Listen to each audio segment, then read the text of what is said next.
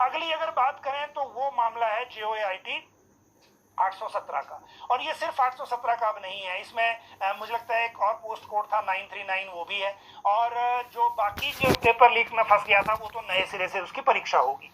लेकिन जो पहले के हैं JOAIT 817 भी जिसको आप कह सकते हैं, उसको लेकर अभी पर्सनल डिपार्टमेंट और जो राज्य सरकार के स्तर पर ये सहमति है कि इस मामले में बजाय कि सरकार खुद डिसीजन ले, इंतजार किया जाए सुप्रीम कोर्ट के फैसले का। जजमेंट इसमें रिजर्व हुई है। एडवोकेट जनरल इसी केस में ये कह चुके हैं कि ये मामला पेपर लीक में भी उलझा हुआ है, वहां सरकार ने डिसाइड करना है कि इसमें क्या करना है।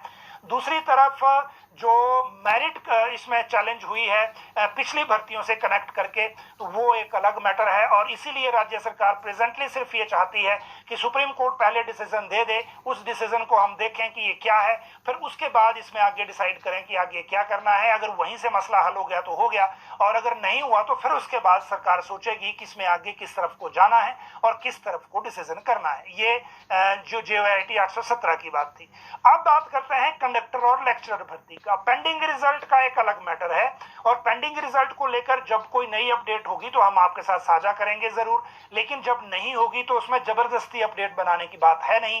पहले मैंने आपको बताया था कि जो मैटर फंसे हुए हैं FIR में, चाहे वो सचिवालय क्लर्क का हो, चाहे ड्राइंग मास्टर का हो, चाहे अन्य पोस्ट कोड के मामले हों, उनमें तो अभी पहले सेक्रेटरी लॉ कुछ बताएंगे, फिर मुख्य सचिव जब दिल्ली से आएंगे तो कार्मिक विभाग के जो सचिव हैं उनके साथ बैठक होगी, विजिलेंस से भी इसमें कुछ बातें पूछी गई हैं, फिर चीजें पता लगेंगी कि लोक सेवा आयोग उस सेम लाइन पे काम करने को तैयार है या नहीं।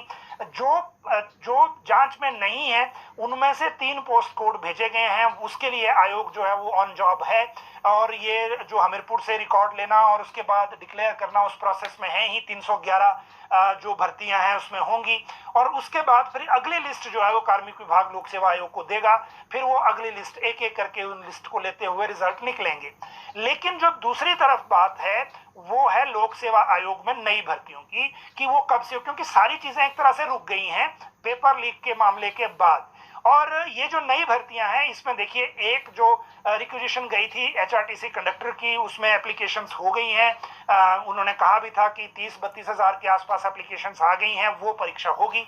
जो दूसरी है वो है स्कूल लेक्चरर न्यू की, 450 के आसपास पोस्टों की रिक्वेजिशन लोक सेवा आयोग को चली गई है, ये भर्ती विज्ञापन आने वाला है। और इसके बाद 500 पोस्ट अलग से जाएगी, वो सेकंड शिफ्ट में होगी।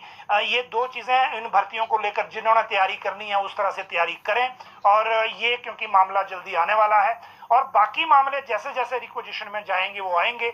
अभी भी जो पिछली से पिछली कैबिनेट में 5300 के आसपास एलिमेंट्री की जो पोस्टें हुई थी, JBT, TGT, CNB, वो अब भी आज की डेट की मैं बात करूं तो अभी भी नहीं गई है एलिमेंट्री एजुकेशन डायरेक्टरेट, फिर वहां से जाएगी लोक सेवा आयोग को भरने के लिए, तो उसके लिए अभी हमें थोड़ा सा इंतजार करना होगा।